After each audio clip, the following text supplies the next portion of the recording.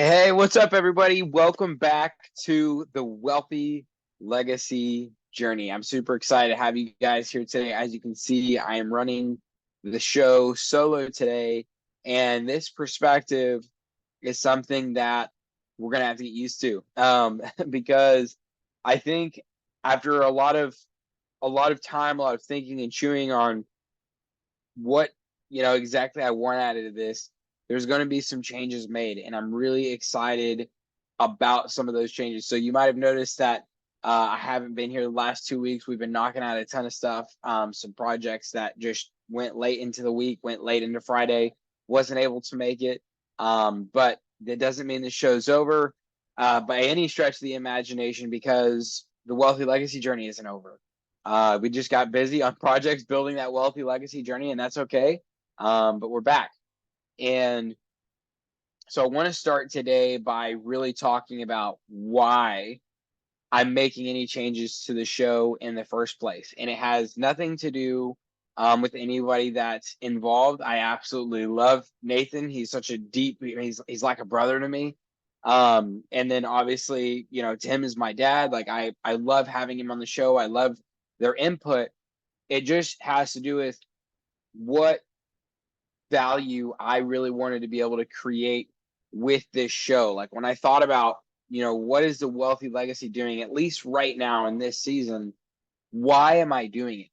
And I felt like it was getting to a place where it was a lot of just here's lessons, here's lessons, here's lessons. And while I've learned a lot of lessons, and I think there's still a valid place to talk about lessons learned, I felt like there wasn't a lot of opportunity to actually talk about the nitty gritty of the journey. And when I really thought about it, I thought what I really wanted this show to be, especially in this portion phase of my life and my business, I really wanted it to be a time where I could look back on exactly what was happening for me. I wanted it to be a place where my kids one day could look back on this season of my life and see, what was dad going through as he was going through these different things, building, the initial wealth and legacy of our family.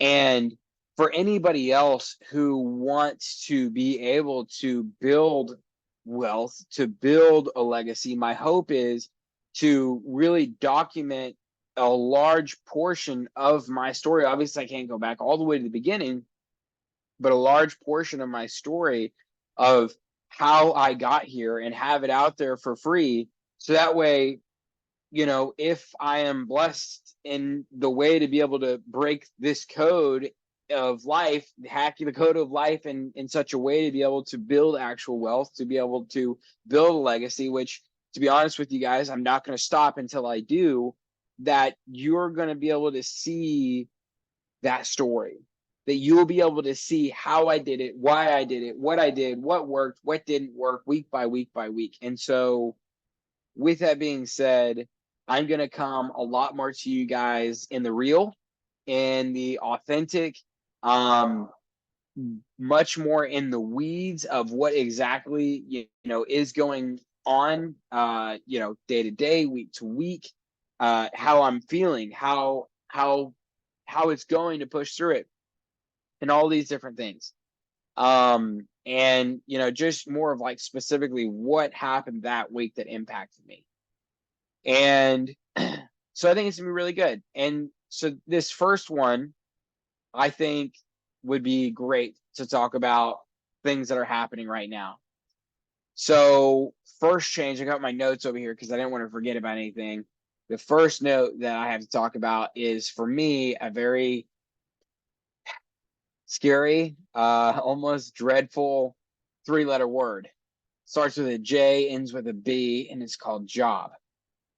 And I've hit this point in my journey where, because of decisions that I've made, I have to get a consistent source of income for my family to support my family well. And I'm still going to stay in this space that I know I can create a lot of opportunity for my family, but this is just going to be a season where I have to get a job. And, I've really been thinking about what does it look like to get a job.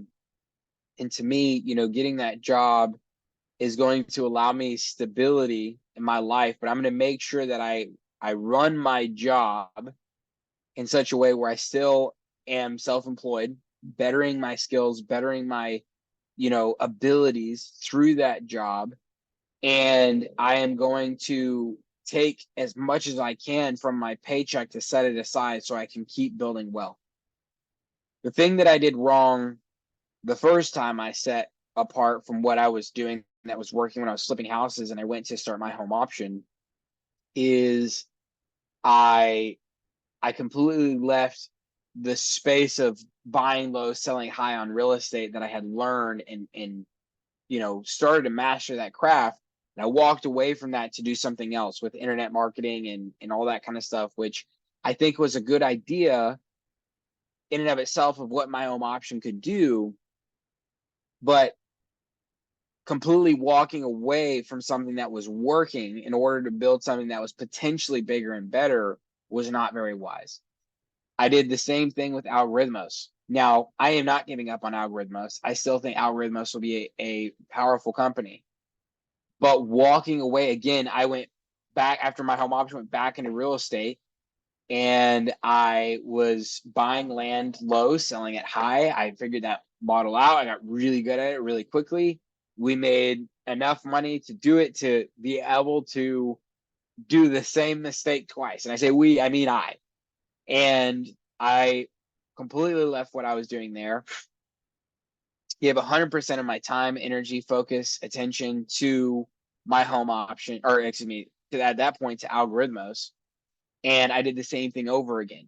Now, I still believe in Algorithmos. I think it's just going to take time. But if I had taken even a portion of my capital and a portion of my time and continued investing into what I knew, and then gave a majority of my time to Algorithmos, I think I could have accomplished a lot of the same goals and a lot of the same things that I did accomplish through that time of going full time in Algorithmos. The thing I think I would still have, though, would be my own,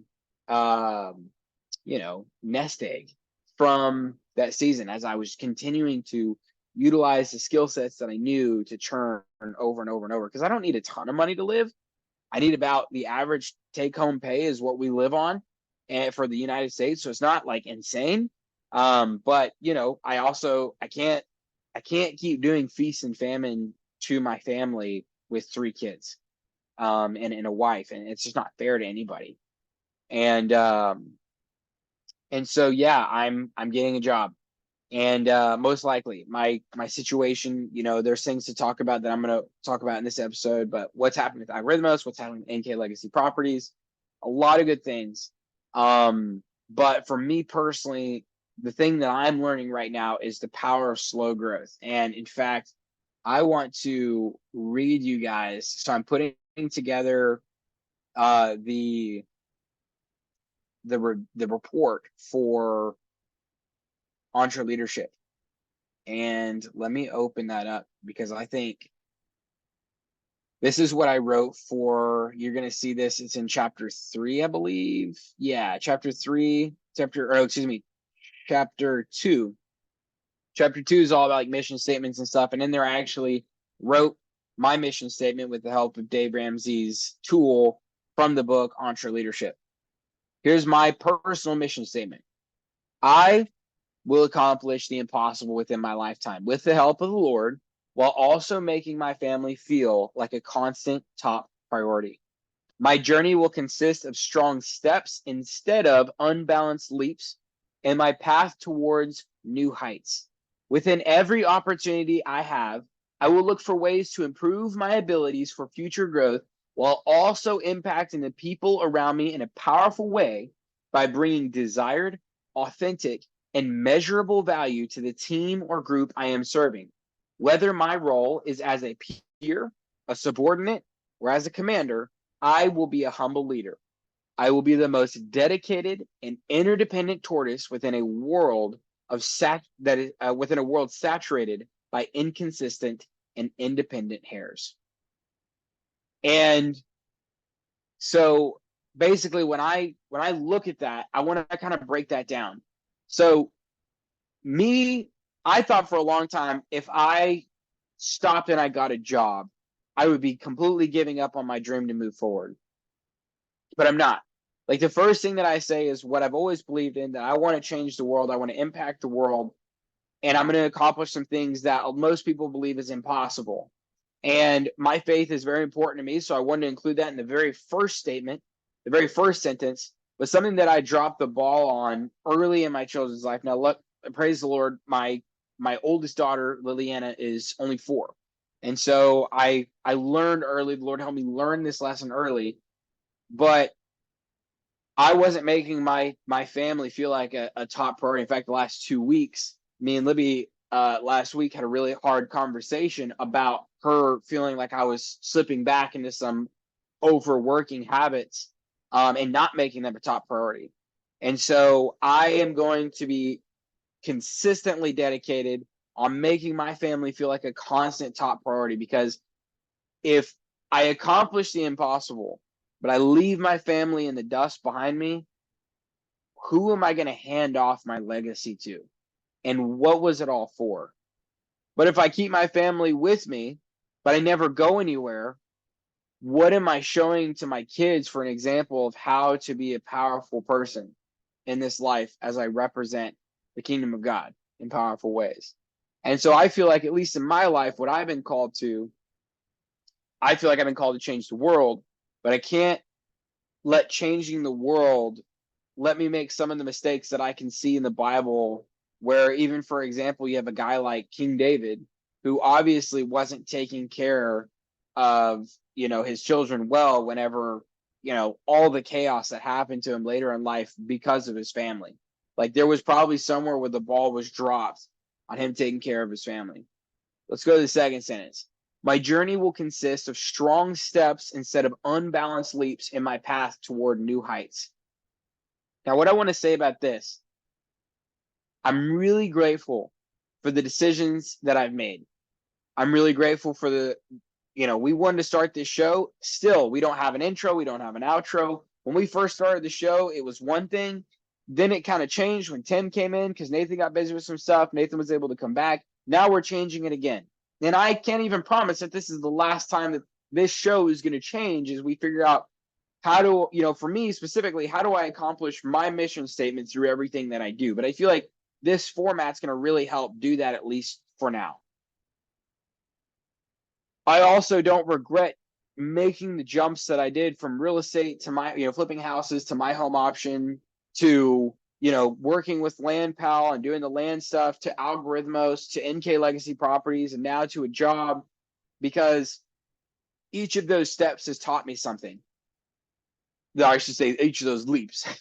But what I'm saying now, and the reason that I'm getting a job, is Libby and I have been saying quite a bit lately, we've come to this realization where sometimes in life, you have to take a step back in order to take a step forward.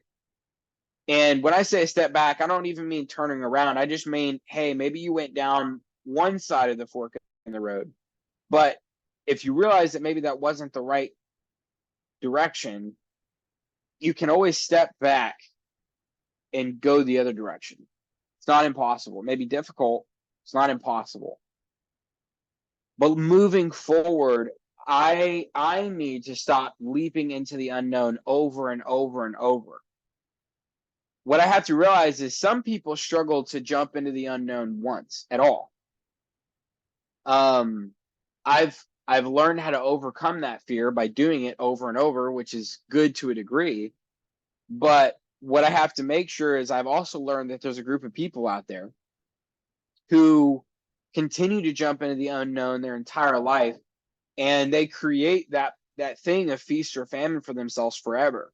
I had a really cool time talking with my friend Kane Poynton over this stuff. He has some really cool stuff coming out on different like personality types within business, and I'm not sure how much he's ready to share on that. I've kind of gotten to be, in an awesome way, kind of behind the scenes, seeing them building this, him and his mom, Lisa, from the ground up. And it's really exciting. And I think it's going to help a lot of people understand a lot of things. It's helped me to understand a lot of things about myself.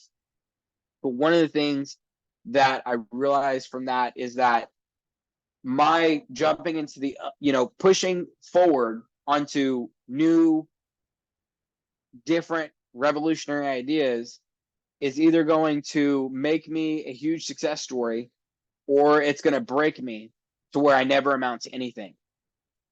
Meaning that I have to be able to find a way to continue pushing into new realms within what's working instead of continuing to push into new realms on new projects, to where I always keep ending up at ground zero, where I have this massive success, but then I go back to zero.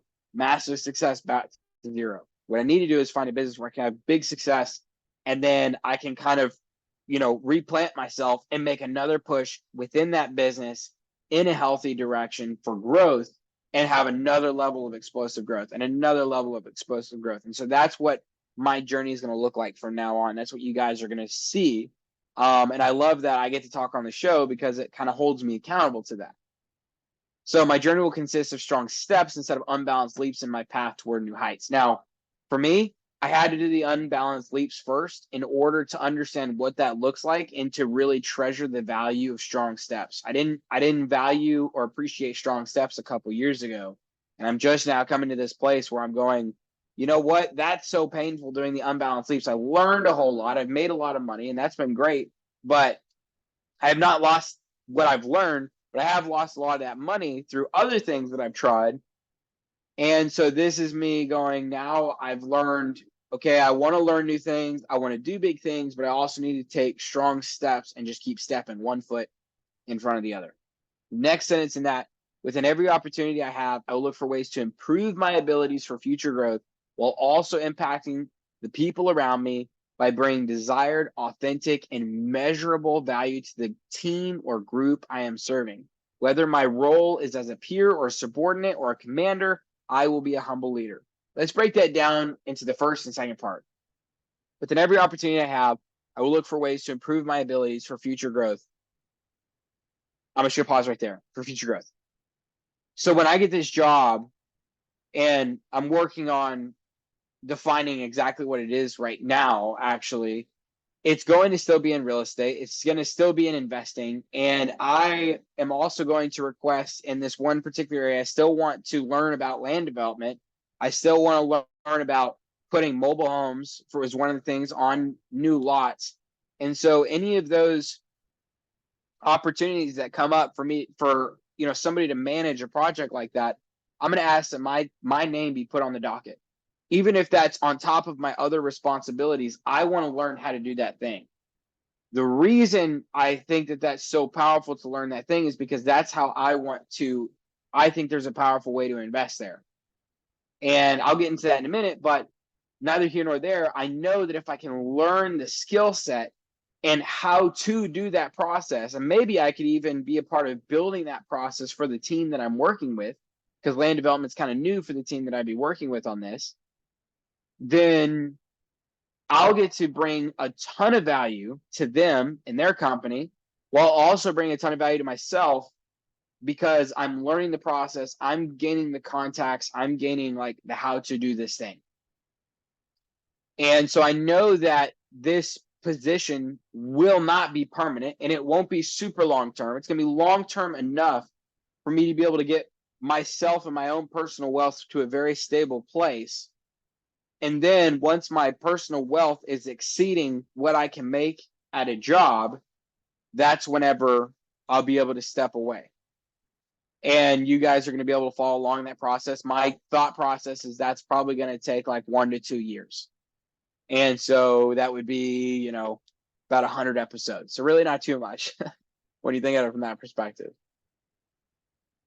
So that's the first part. The second part is, to me, impacting people is really important. And I think about, wanting to start our global ministry that I've talked about.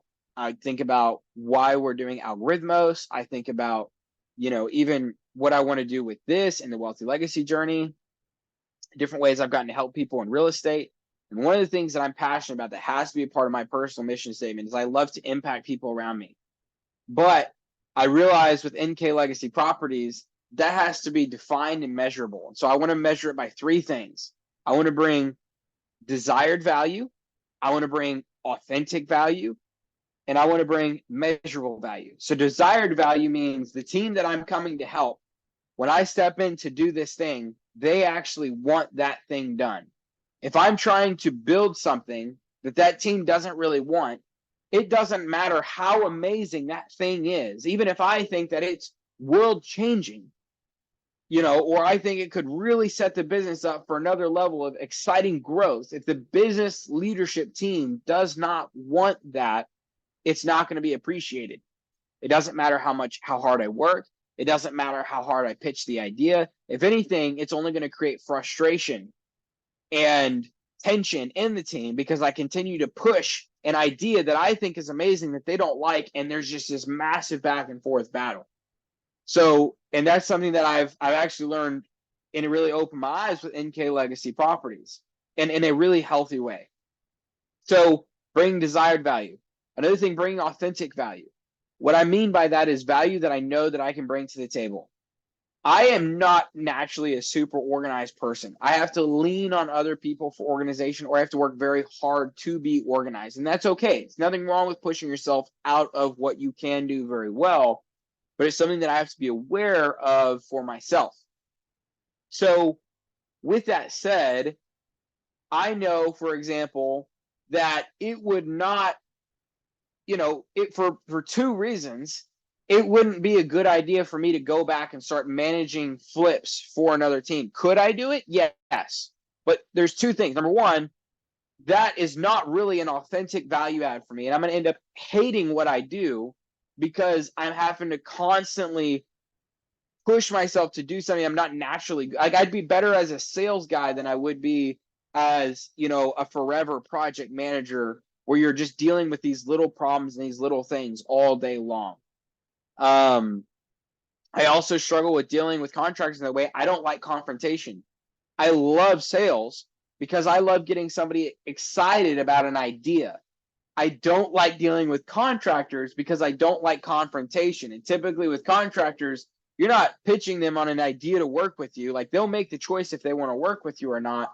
But then as things come up in the job that they need to work on, or they didn't do right, or there was a misunderstanding, like, I hate that confrontation. And so I'm way better in a sales role working with people than I am in a project manager role working with people, because of the organization and the confrontation that I find really uncomfortable, versus like in this side, I love to connect with people if I'm getting to convince them of an idea. And that's just who I am. And so I have to realize that. Another thing is back to the last sentence, my journey will consist of, what is it? It's the beginning of this sentence, within every opportunity I have, I will look for ways to improve my abilities for future growth. Well, if I go back to project management for flips, I'm not learning anything new.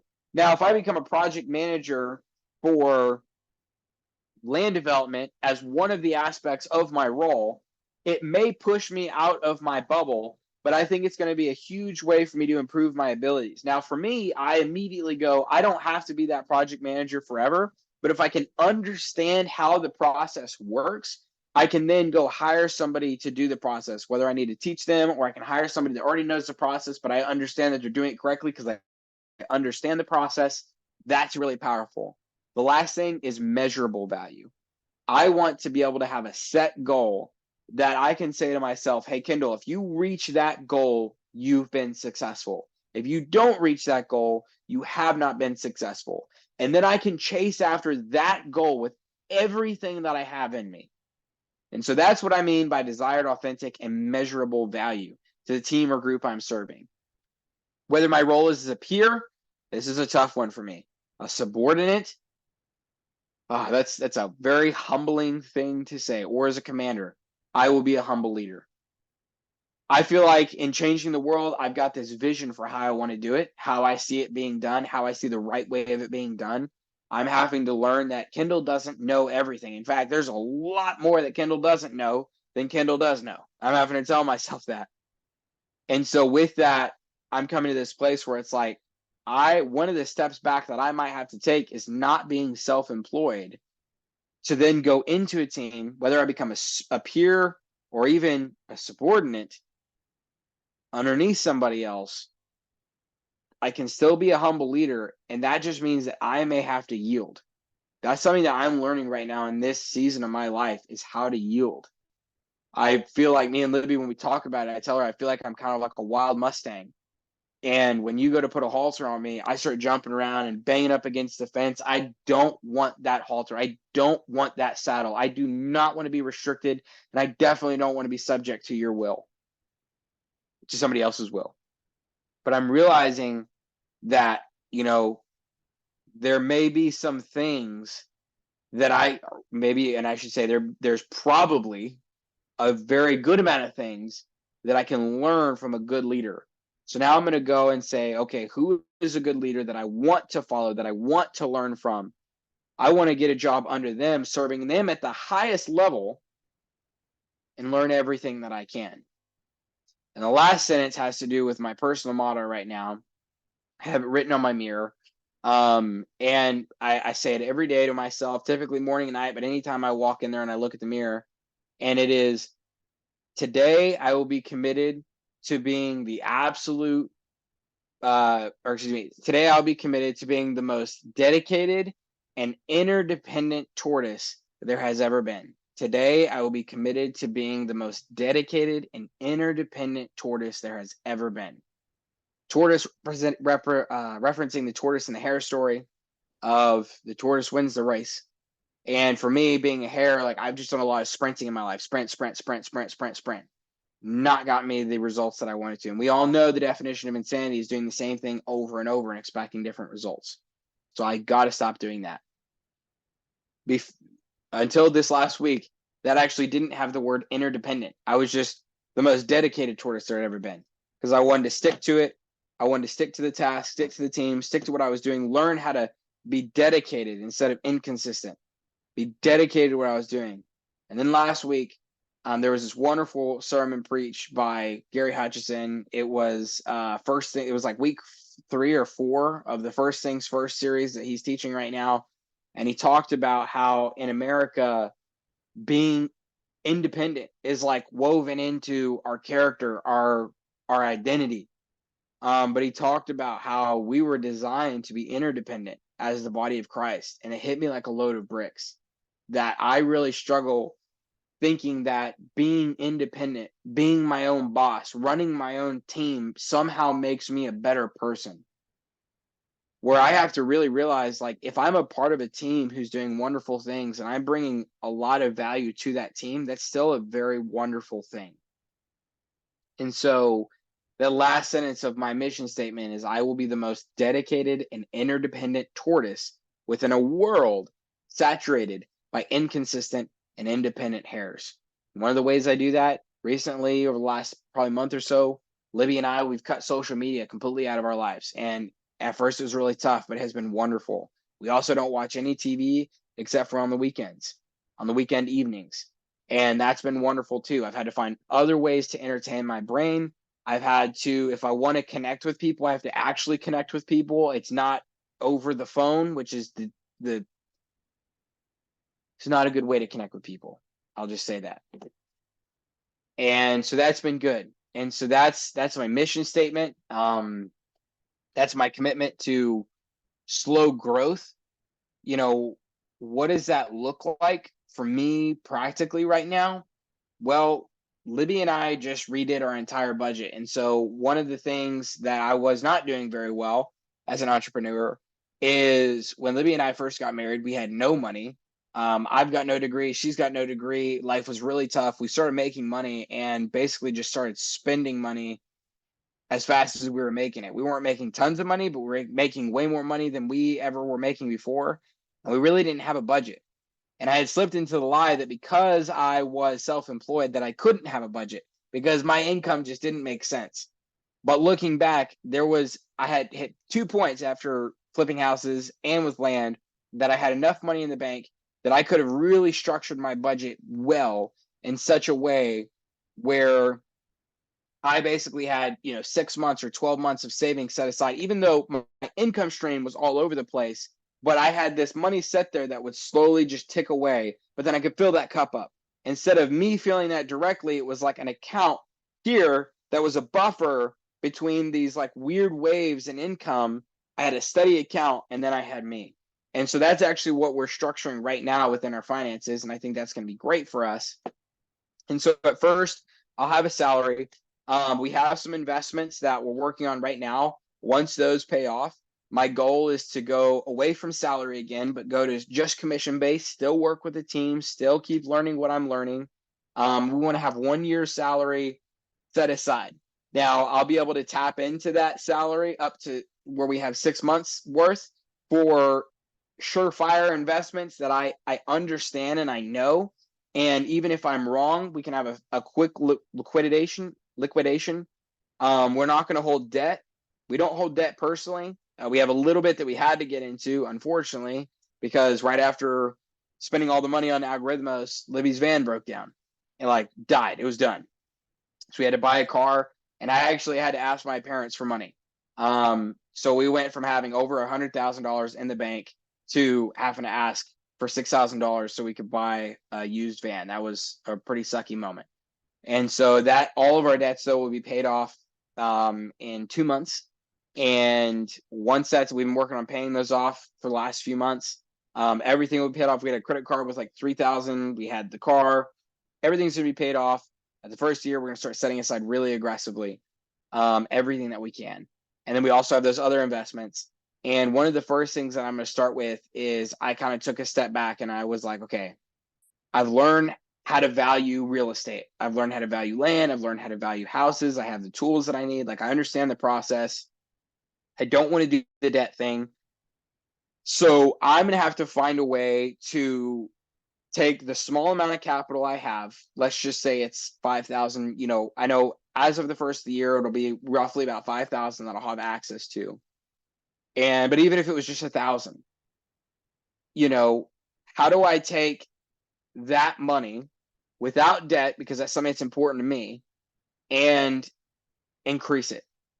And so I'm actually going to start going to tax sales. I was supposed to go with a guy, Nathan Mills, this last month. It's the first Tuesday of every month, but this last Tuesday there was no deals, I guess.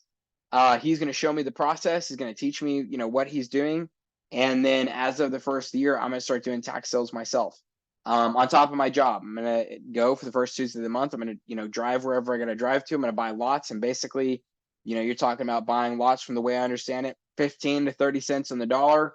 You might be able to put a few $1,000s in at a tax sale, but in my mind, I go, okay, if I can take, I know one of the stories that he talked about recently is he had about $15,000 of property. He bought $15,000 worth of land at an auction. This was a good auction, $15,000 worth at roughly 15 cents on the dollar, which means that with that, he'd be able to turn that around 5 to 6 times. Now, $15,000, at least in the real estate world, isn't a ton of cash. If over a year you could sell that off at 6 times what you put into it, you'd be looking at turning $15,000 into about $90,000, which for a whole year isn't a lot of capital for different things that I've done. But when I look at, okay, now I'm going to have a job, a consistent source of income, whether that be commissions or whatever that might look like on this side, if I'm pulling in extra money over here on the tax sales, I can just keep 100% of that churning. And so even if year one, like I basically broke it down, and I'll let you guys know what I'm thinking. And so basically year one, I was like, okay, let's just say worst case scenario. First year, all it is me saving money. And let's say first year, I save up 15,000. And let's say every year I'm able to save up 15,000. So year one, you've got 15K. Then let's say from then on, I'm pretty confident that I could double my money every single year, not month, but year. I think with what I know with real estate, I feel pretty confident about that. And so let's say first year, I turn that $15,000, I double it, that turns it into 30,000. And then we're going to add $15,000 to it. That's 45,000. So at the end of year two, that gives me 45K. Now we're going to double that, add 15,000 to it again, because I'm saving every single year. So that means by the end of year three, that's 105K. Double that, plus 15,000. The end of year 4, we're now at $225,000. Year 5, we're going to double that again, plus 15,000. So at the end of year 5, we are now to $465,000. I could, at that point, even if that was the only thing that I was doing, I could be done working for somebody else and keep growing my own money, and I could pull my paycheck from that. But let's say that I didn't, just to keep the math simple. So times 2 again, plus 15,000. At the end of year 6, that would give me 945,000 times 2 plus 15,000. And this would not all be on tax sales. So that gives me $1,905,000 at year 7. And so to clarify, this would not be off of all just tax sales. You know, looking at this, you would be looking at, you know, I would say you're going to hit a point where you're doing tax sales. Then at some point, I've done this before of buying land and selling it high. So buy low, sell high on land. I may be able to develop land. I may be able to buy a parcel of land and put a mobile home on it, increase value that way. I might be able to buy land, develop it, put mobile homes on it for huge, increase in value. I could buy houses to flip completely debt free. If I had 1.9 million, I could buy houses. If I even had 465,000, I could buy a house to flip if I felt like that was the most productive use of my capital. Now, I see that there's going to be a lot of value, especially in the current market condition, in buying land, subdividing it, developing it, and putting either houses or mobile homes on it. I think there's going to be a ton of value add there in the next couple of years. So that's where I really want to focus my time, energy, and attention. But you could deploy a ton of capital that way, and you're still talking about, on deals that we're looking at, if you did the development and the mobile homes, very expensive, but tripling your money within a year, maybe even 6 months. And so to double every single year is not uncalled for at all. It's just going to take pivoting. I'm not going to be able to do the same strategy to double 15,000 as I am to right now. We're about to double 1,905,000. So take a very different strategy, but that's what I'm learning as I'm going through this process. So let's double our money again. And for the heck of it, we'll just add another 15,000, even though that puts us now at $3,825,000. You're getting to, I would say, wealth. Let's double that again. Let's just add 15,000 just for kicks and grins. So at year 9, you're looking at $7,665,000. And then when you get to year 10, following this out as a 10-year plan times 2 plus that 15,000 again, that gives you a whopping grand total of $15,345,000. Sorry for my alarm. So I guess what I'm getting at in this is that over the next 10 years, I'm going to be able to turn $15,000 into $15 million. That is 10, 100, 1,000 times growth. Yeah, that's 1,000 times. That's crazy. And with that said, I'm fairly confident that I'll be able to do well more than double 15. I'll be able to do well more than double 45. I'll be able to, I'm pretty confident up to about the $465,000 mark that I can do more than doubling. After that, I'm kind of into unknown territory. That starts to get kind of speculative for me because I haven't been above that. But I'm pretty confident that I can hit that $465,000 mark in less than 5 years. And so, my 0 day is January 1st of 2024. And so the rest of this year, 2023, it's currently October 6th, 2023. The rest of this year is going to be devoted to setting up and preparing for a strong launch in 2024. Now, the economy doesn't look great right now. There's a lot of stuff going on. But what I have to remind myself is that I know that no matter what the economy has ever looked like, money follows value. And so if I'm finding ways to create and add value to the market around me, the money will come. So I just have to look for ways to add value to the market, add value to my team, whatever I'm doing, anything that I'm doing, I just have to be looking for ways to add massive value. How can I come in and be of benefit to that team, to that idea, to that marketplace, to that buyer? If I can add a value to them, the more value that I add to them in their life, the more they'll be willing to pay me, right? I'm willing to pay a lot more for a house than I am for a stick of gum, because the house has way more value to me than a stick of gum. And you might say, oh, well, but a house is really, big and a stick of gum is really small. And to that, I would say, well, if we were going to compare, apples to apples, let's compare, like a pack of gum, maybe $2 to an ounce of gold, which is about $2,000. I can actually consume a pack of gold. It's about the same size as an ounce of gold, but right now, actually, the ounce of gold spot price today was like 1,800 something. But it's right around the $2,000 mark. That is a store of wealth. There's some sort of value there, and actually, I believe that the value of gold is going to go up quite a bit from a couple different studies that I'm doing. One, I'll tell you the names because they're really awesome. One being Ray Dalio's The Changing World Order. Absolutely amazing. Should definitely go watch that. The other one is a 10-part series called The Hidden Secrets of Money, and this is by Mike Maloney. That's also another awesome commentary series on what's happening in today's economy, but I think really just applies on a macro level to a lot of stuff. I really get into these trends. So that's what I'm doing. I'll kind of wrap it up here, but just so you guys know, Algorithmos is still happening.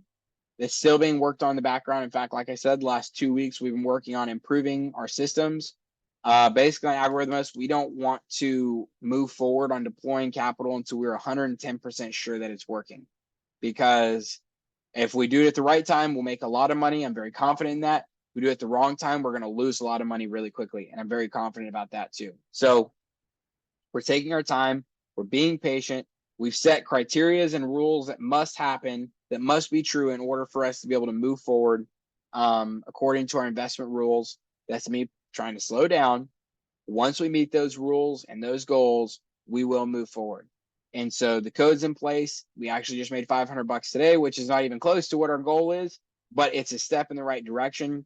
The improvement that we made, we would have met our goal this past month if we had that change in place. And it was a change that we knew we were going to have to make at some point.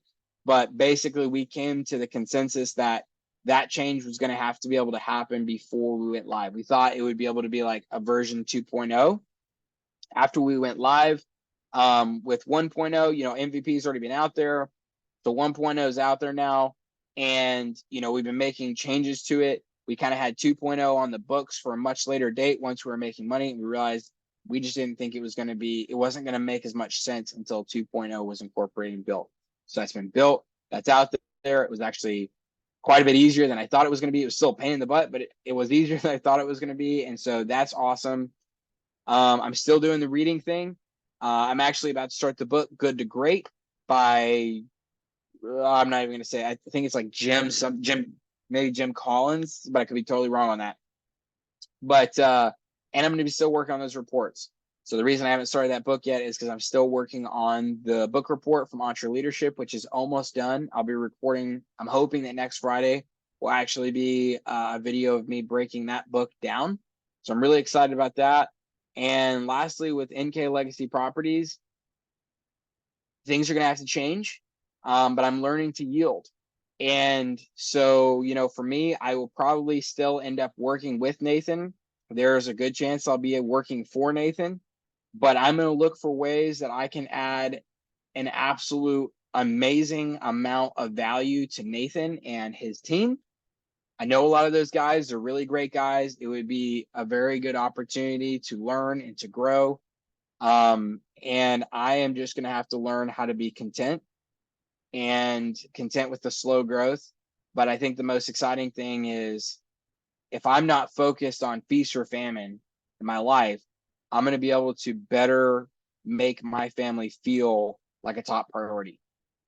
And so for me, it's more important for my family to feel my love and my attention and to receive my time than it is for me to run my own company for my entire life. Will I run my own company again? Absolutely. The Wealthy Legacy Journey is my thing. You know, we want to start the Global Retreat Center one day. That's gonna be my thing. Algorithmos is, 50% of it's mine. I'm still going to be doing the tax sales. It'll be 100% mine.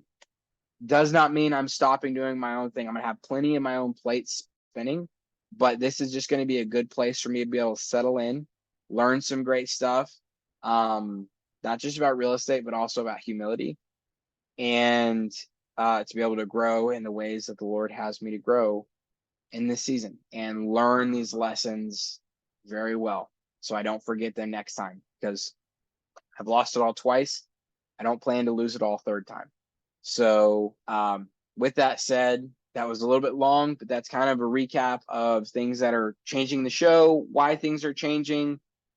That's why I'm going back to solo on the show, is because, my situation's changing. And I want to be really genuine, honest with you guys. It's very hard for me to say out loud that I'm getting a job. And that may sound silly to some people, but to somebody like me who's been a self-starter entrepreneur for years now, to feel like I failed to the point to have to get a job, that hurts. But it's going to be good. And this is a good humbling moment. And I'm really excited to see what the growth is going forward. I'm excited to share just kind of these more authentic and real and in the weeds stories of my journey. And so, yeah, I'll keep you guys up to date on what's happening with the job situation and what that looks like. Over the next, 2 months, we're going to be paying stuff off. Whenever I go to the tax sales, I will probably take my phone along with me and record pieces of it so you guys can just get a feel for what I'm learning for the very first time. I've never even been to a tax sale, so that'll be the first time being in the process with me. And I'll keep you guys up to date on what's happening with Algorithmos and the books, and get that book report out to you guys. And that book report's also for me just to really solidify, what did I learn in that? What am I going to take away from that? So with that said, thank you guys for being patient with me as I figure out what the Wealthy Legacy Journey even looks like and how to deliver value in a way that I feel like would be valuable to the people that I'm serving. I'm really excited about this new direction, and I'm excited about the ability to be more transparent, raw, real, authentic, in the weeds of what's actually happening. And I'm excited for where this part of my journey is going to lead. So with that said, this has been another episode of the Wealthy Legacy Journey. And as I always say, here is to you, if I could raise a glass, to your own personal wealthy legacy journey. I will see you next week.